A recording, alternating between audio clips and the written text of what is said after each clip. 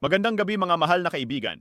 Ngayon ang ika-17 araw ng buwan, kaya naman ang paborito ninyong palabas ay nagbabalik sa YouTube screen. Ngunit ngayon, pag-uusapan natin ang tungkol sa isang napaka-interesante at mahalagang paksa. Ano ito at sino may kinalaman sa kagandahan at kalusugan? Ito'y interesante para sa kababaihan dahil sasamahan namin kayo ngayon. Sisirain natin ang 2 hanggang 4 na mga subcutaneous layer at ibabalik ang pinakamagandang hugis ng mukha. Ipapakita ko sa inyo ang isang ehersisyo na malamang hindi ninyo pa nakita. Sa tulong nito, maaari nating itaas ang mga hindi kaaya-ayang bagay na ito. Mahihila ang diaphragm pataas pagkatapos ng ehersisyong ito. Tatanggalin din natin ang mga saging sa mukha, ibabalik natin ang lymph drainage, bubuksan natin ang mga lymphatic channels na sarado ngayon. Ngayon, mga kaibigan, bubuksan natin ang mga nakasarado. Ang ehersisyong ito ay maganda para sa mga taong hindi mahalaga ang kagandahan, sa mga taong sa tingin nila ay maganda na sila. Sa tulong ng ipapakita ko sa inyo, maaari nating mapabuti ang kalagayan ng utak pati na rin ang performance nito. Gayon din, para sa mga may problema sa chronic rhinitis, sinusitis, infection at otitis, ay madalas na may problema sa tainga. Sa tulong ng ating pagpapanumbalik ng sirkulasyon ng lymph, kasama ninyo, mapapabuti natin ang kalagayan ng lahat ng sistemang ito. Kaya kung meron kayong chronic na infeksyon, maaari rin nating ito patayin. Kaya para sa mga magagandang televiewers, matututuhan natin ngayon kung paano gawing perpektong maganda ang inyong mukha at alisin ang mga hindi kailangang undercut, at para sa mga seryosong kalalakihan na manonood, kasama ninyo, aalisin natin ang sinusitis, otitis at iba pang mga sakit. Ngayong araw din, nakikita ko sa inyong mga mata ang inyong kasabikan na magsimula. Ang mga kutsara at plato ay nakahanda na. Sana'y magkaroon tayo ng masarap na kainan at magpatuloy. May 2 posibleng dahilan kung bakit mayroon tayo ng tinatawag na pangalawang subcore. Ito ang dahilan kung bakit maaari itong mabuo at lumaki. Ang unang 2 sangkap ng patolohikal na prosesong ito ay ang unang bahagi, ang pamamaga. Ang pamamaga na nagaganap dahil sa nabarahang lymph flow, daloy ng dugo kasama na ang venous. Pangunahin itong problema sa muscle spasm. Ilang grupo ng kalamnan ng may sala. Ito ang alam ng lahat na pectoralis minor muscle. Matatagpuan sa ilalim nito ang lymphatic vessels.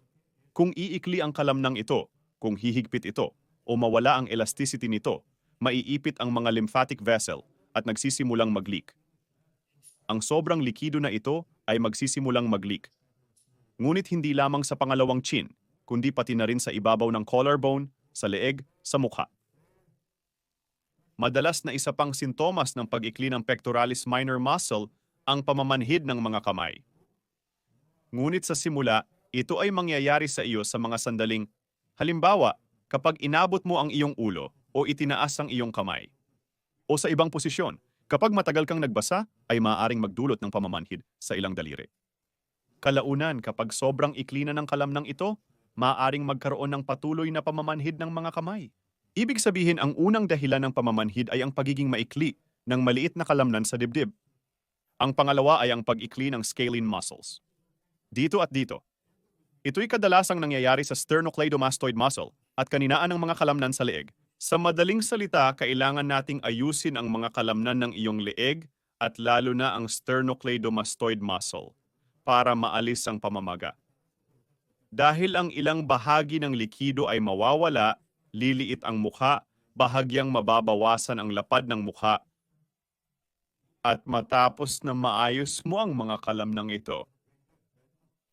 Kaya meron tayong 2 bahagi. Una, ito ay pamamaga na pinag-uusapan natin ngayon. Pangalawa, ito ay kahinaan ng mga kalamnan dito, sa diaphragm ng bibig na tinatawag, may ilang kalamnan dito na bumubuo sa tinatawag nating oral diaphragm. Narito ang iyong panga, ito ang panloob na pananaw, parang tinitingnan natin ang iyong pang-ibabang panga.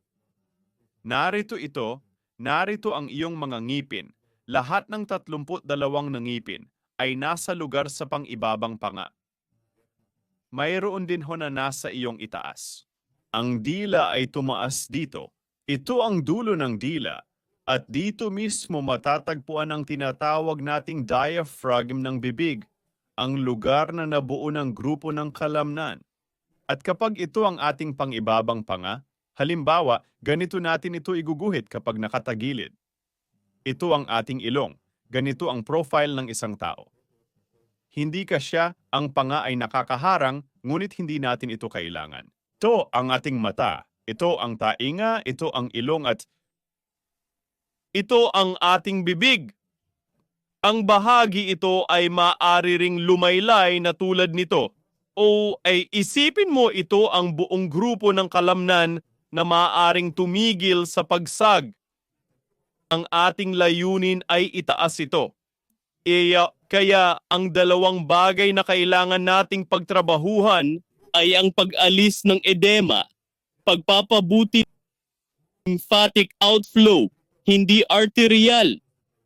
Dumadaloy ito doon ng maayos. Nagkakaroon ng edema dahil hindi maayos na dumadaloy. At pangalawa, kailangan nating ibalik ang tono ng grupong ito ng mga kalamnan upang hindi ito magsag dito. Oo, upang wala tayong pangalawa, pangatlo, pang-apat ng mga double chin, upang lahat sila ay mawala sa iyo, lahat ay naiangat doon. Kaya mga kaibigan, may isa pang option, pero hindi ito para sa lahat. Siyempre, mga babae, maaari kayong magkaroon ng malagong balbas dito at walang anumang pangalawang chin na mapapansin. Itatago nito ang lahat. Ngunit sa kasamaang palad, hindi ito angkop sa lahat. Hindi lahat ay sumasang-ayon sa ganitong hakbang, kaya kailangan nating alisin ang hindi pagkakaunawaang ito. Simulan natin sa pamamagitan ng pag-alis ng double chin. Paano natin ito aalisin? Una sa lahat, kailangan nating maibalik ang lymphatic drainage. Kailangan nating maibalik ang sulok na ito ng lower jaw upang ito ay malinaw na nakadefine sa atin. Upang wala tayong anumang sobrang bagay na nag-a-accumulate dito. Nabuo ang lymphatic system na kung saan ang lymphatic flow ay kinokolekta sa lugar na ito at madalas na may magbara dito na pumipigil sa lymph na umalis mula dito pababa. At una sa lahat, kailangan nating i-activate ang dalawang lugar na ito. At narito ang isang bara na pumipigil sa pagdaloy ng lymph mula dito pababa. Una sa lahat, kailangan nating aktibahin at i-relax ang mga tissues sa harap at likod ng tainga.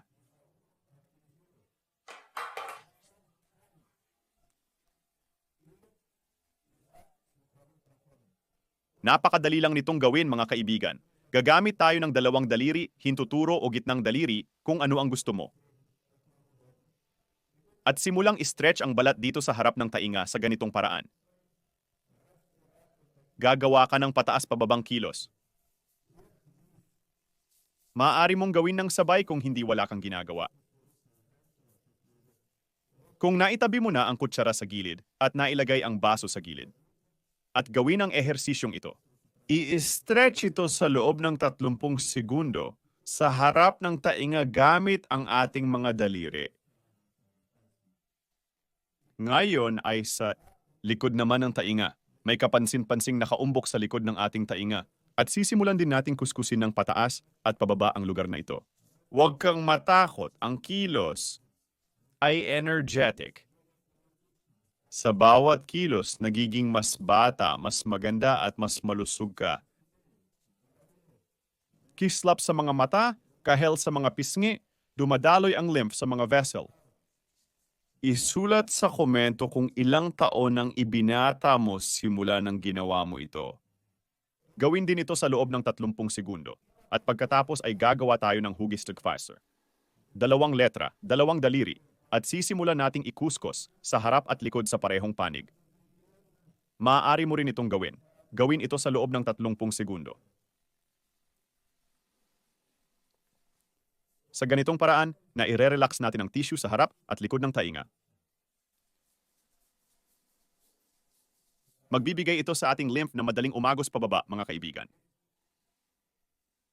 Magpahinga ng kaunti sa loob ng ilang segundo upang ma-relax natin ang mga tissue sa harap at likod ng tainga.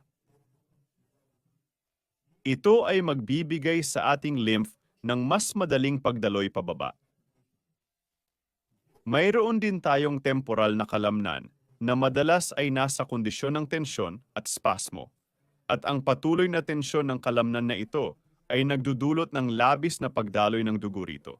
At spasm ay nagreresulta sa paggambala sa daloy. Ang kalamnan ay parang isang natitirang kalamnan na nag-iipon ng dugo na hindi mabuti na nailalabas. At nagbibigay ng lymph. Dahil dito, ang mataas na kalamnan na ito ay nabibilang sa kalamnan ng pagnguya. Kailangan din natin itong i-relax. Hahatiin natin ito sa 3 bahagi. Ang unang bahagi, stretch papunta sa harap ng tainga. Ang ikalawang bahagi ay halos kapantay ng tainga at ang ikatlong bahagi ay sa likod ng tainga. Ngayon, kailangan natin dito sa kung sino man ang may buhok na nagpapahintulot. Sa mga may maikling buhok dito sa gilid, maaari mo ring gawin ito para hindi ito mapunit. Maaari kang gumawa ng paghilot na kilos tulad nito para i-workout ang kalamnan na ito. Ganon ulit mga kaibigan. Gawin ang parehong bagay sa kalamnan na ito upang alisin ang spasm. Kailangan din itong imasahe. Maaari mo itong hilutin gamit ang bola dahil kailangan itong ma-workout ng matagal. Ito ay na-barbanarous sa period. Hindi rin mahirap i-massage ito gamit ang bola. Kumuha ka ng massage ball pero mas maganda ang tennis ball dahil maaaring masakit itong gamitin.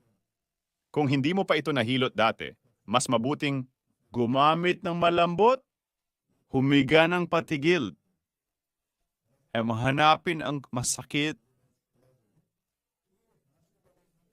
na bahagi. Sa kaliwa, maaari mong gawin ito malapit sa pader. Pero malapit sa pader kung talagang masakit. Ang bigat ng ulo habang nakahiga ay nagdudulot ng presyon sa kalamnan. Sa ganitong paraan, pagtrabahuhin ang 3 bahagi ng kalamnan. Para rin ito sa iyong kinabukasan. Upang balance ang iyong baba dahil sa hindi pantay na tensyon ng kalamnang ito. Bahagya itong pumupunta sa harap, kaunti sa likod, dahil natitense ang harap o likod nito. Pero ngayon, para sa lymphatic drainage, sapat ng stretch ito. Kaya, i-stretch din ang gitnang bahagi ng kalamnang ito sa loob ng mga 20 hanggang 30 segundo sa ganitong paraan. At ang likurang bahagi dito sa likod ng tainga. Hilutin din natin ang kalamnang ito sa loob ng 15 segundo at pagkatapos ay masahehin ito ng bahagya. May mga parte na may sakit. Pwede mong tagalan sa mga parte na may sakit. Hanapin din ang mga lugar kung saan ang balat ay mas malala sa ibabaw ng kalamnang ito dahil may mga spikes sa pagitan ng balat, subcutaneous cell at ang kalamnan mismo. Ang fascia ng kalamnang ito. Umaangat ang mga ito na parang mga konektadong tissue na nag-uugnay na hindi nagbibigay daan sa balat na gumalaw ng malaya. Ito rin ay nagiging sanhi ng mga paghinto pagkatapos nito. Pagkatapos mong hilutin ang occipital muscle, maaari kang makaramdam ng isang pakiramdam ng kaginhawaan sa iyong ulo. Parang, ang dugo ay sariwa bago sa wakas ay dumating na ito sa iyong kulungan. Bukod sa epekto nito, na sa parehong oras ay nagpapabuti rin sa pandinig sa lugar ng tainga. Dumadaloy ang dugo, at kung mayroon kang ingay sa iyong mga tainga, maaari mo ring maramdaman pagkatapos nito na ito ay bahagyang nagbago. Kung nagbago ito, gawin ito ng mas madalas. Ibig sabihin tandaan, aalagaan natin hindi lamang ang iyong kagandahan, kundi pati na rin sa kalusugan ng iyong pandinig. Kaya, mga kaibigan, tinalakay natin ang calf muscle. Itutuloy natin pababa. Napaluwag natin ang mga channel na ito. Hindi muna tayo pupunta pababa. Hawakan mo ang iyong tenga at hilahin ito. Hilahin ang mga tainga sa magkaibang direksyon. Hilahin ang lobe, hilahin ang itaas na bahagi ng tainga, hilahin ang gitnang bahagi ng tainga, at lalo na ang ibabang bahagi ng tainga dahil madalas na nagkakaroon ng mga tiyak na problema sa lugar na ito. Mga tiyak na lugar kung saan naiipon ang lymph at sa ganitong paraan, kapag hinila mo ang iyong tainga, pinapalakas mo ang daloy sa mga lymphatic vessel. Gumawa ka ng tinatayang 15 hanggang 20 kilos sa bawat direksyon. Maaaring sapat na ang pagkakasakit, ngunit sa normal na kalagayan, hindi dapat na masakit. Kung nararamdaman mo ang sakit, bawasan mo ng kaunti ang ginagawa mo at ulitin ito ng mas madalas hanggang sa hindi mo na ito nararamdaman. Araw-araw hanggang sa hindi mo na maramdaman ang sakit. At tuloy-tuloy lang, ngayon ay bumaba na tayo dito para malaya tayong magalaw ang ating mga ligament. At dito, mayroon tayong sternocleidomastoid muscle. At sa likod nito, mayroon tayong mga trapezius muscles na ginagawa natin ang mga ganitong paggalaw pataas at pababa. Sa pagbaba tayo, kailangan natin palagay ang at dito, meron tayong sternocleidomastoid muscle. At sa likod, meron tayong mga muscles. Gagawin natin mga ganitong paggalaw pataas at pababa. Sa mismong kalamnan at sa kaunting bahagi sa likod nito, dapat silang maging sapat na malakas. Ibig sabihin, hindi mo lang basta pinapahida ng balat mo, ginagawa mo ito ng may puwersa.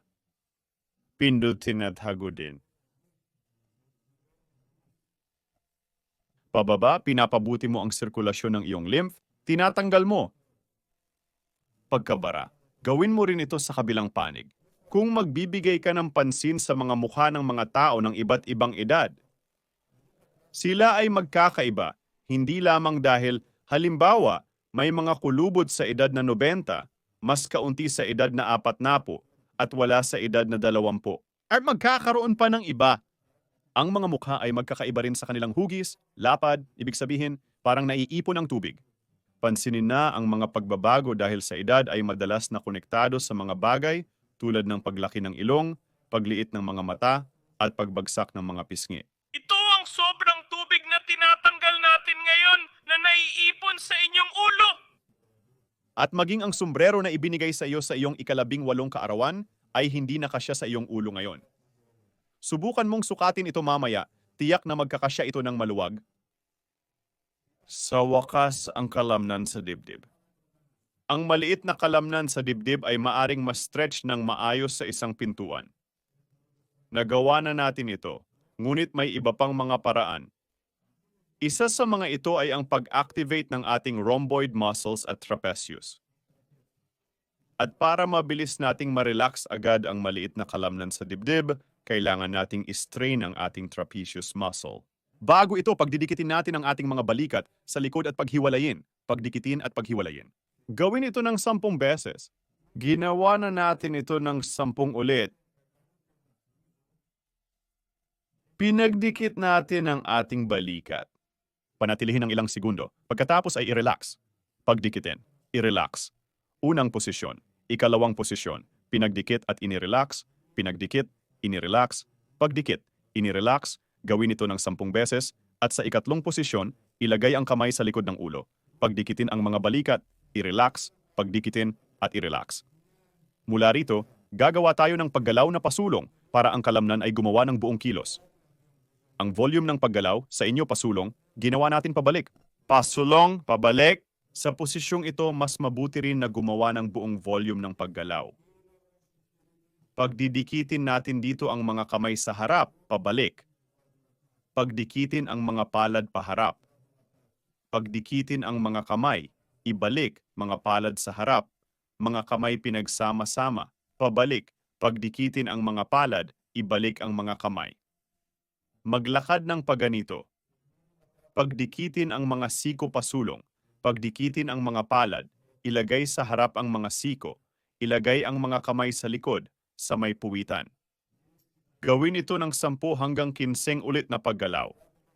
Inire-relax nito ang pectoral muscles at pinapagod ang mga kalamnan sa paddles. Gayon din ang pectoral muscle na ito, bahagyang tapikin ng kamay, tapikin ito para maalis ang kanyang pagtanda. Upang maalis ang hindi kailangang mga spikes, fibrosis, na nakagagambala. Simulan sa isang banda at mararamdaman ng kabila na dumadaloy ang sariwang dugo sa iyong lymphatic blood system.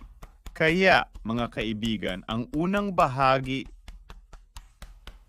kung saan tinanggal natin ang mga bara sa sirkulasyon ng lymph system ay natapos na.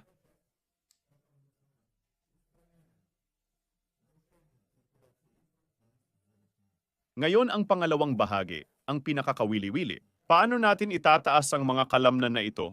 Ang diaphragm muscles, tingnan, ang ehersisyo ay napakabisa. Hindi lamang para pasikipin para gawin ang iyong pangalawang subcategory, ang una mong subcategory. ilipat ito sa unang kategorya. Ang subkategory ng pangalawang kategorya ay ililipat sa una. Ngunit ito rin ay tumutulong na maibalik ang tamang posisyon ng panga. Ito ay tumutulong sa mga may problema sa diksyon dahil ito rin ay may epekto sa mga kalamnan. Ang dila, mas mabuti itong magsisimula na gumalaw sa inyong bibig. At marami pang ibang magandang epekto na ilalagay nyo sa komento. Pagkatapos ninyong ito'y simulan, ano pa ang nangyari pagkatapos mong makilala ang ehersisyong ito? At kaya narito tayo. Ito ang itaas na bahagi ng panga. Isipin natin para sa kalinawan. Narito ang ating mga ngipin. Itong mga nasa harap na ito sa itaas. Mayroon tayong bibig dito. Ito ang ating mga ngipin sa ibaba dito. Ito ang ating dila. At ngayon ay kailangan nating i-press ang ating dila. Na kasing lakas ng maaari, i-press ang malaking bahagi ng dila sa itaas na bahagi. Ibig sabihin, hindi lamang ang dulo ng iyong dila ang kailangan mong i-press sa itaas na bahagi. Ngunit subukan mong i-press ang malaking bahagi ng iyong dila sa itaas na bahagi para magdikit ang mga ito. At habang pinapanatili ang posisyon na ito ng dila, ngayon mo sisimulan na buksan ang iyong bibig. Narito ang dulo ng iyong dila. May stretch ito sa ganitong posisyon. May ilan na mararamdaman ang pag-stretch na ito. Ang ilan ay hindi nakasalalay sa haba ng dulo na ito. At kasabay nito, habang bumababa ang iyong panga, mananatili ang dila sa lugar nito. Simulan mong itong i-stretch ang iyong diaphragm ng bibig. Kaya mga kaibigan, ipapakita ko kung paano ito ginagawa. Tingnan kung paano nakadiin ang dila. Idiin ng pinakamadiin hanggat maaari. Dito, sa lugar na ito. Dalawa ng iyong subcategory, kung minsan ay 3, ang kayang magdiin doon. Dila at simulan nating buksan ang bibig. Mas maginhawa para sa ilan ang pagtingala, para magkaroon ng mas malaking amplitude sa galaw ng ibabang panga.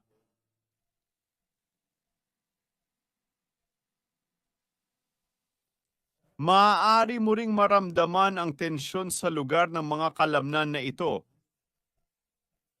Ganito. Gawin ang kilos na ito ng 10 beses, pagkatapos ay magpahinga. Pagkatapos ay gawin pa ulit ng 3 set. Kailangan mong gumawa ng 2 o 3 set ng ehersisyo. Mga kaibigan, pwede ninyo itong gawin sa buong araw, ngunit mas mainam kung walang ibang nakakakita. Ngunit kung nagsusuot ka ng maskara, maaari mo itong gawin ng mas madalas. Ito ay napaka-epektibo sa pagtanggal ng 2, 3 o 4 na chin. Kailangang gawin ang lahat ng ehersisyong ito, mga kaibigan, para kayo, mga mahal kong subscribers ay gumanda, maing malusog at masaya. Nais kong panoorin ninyo ng mabuti ang bawat video at huwag palampasin. Nagustuhan ba ninyo ito? Ilagay ito sa komento ninyo. Mag-like din kayo at mag-iwan ng komento. Hanggang sa bagong broadcast, mga mahal kong kaibigan.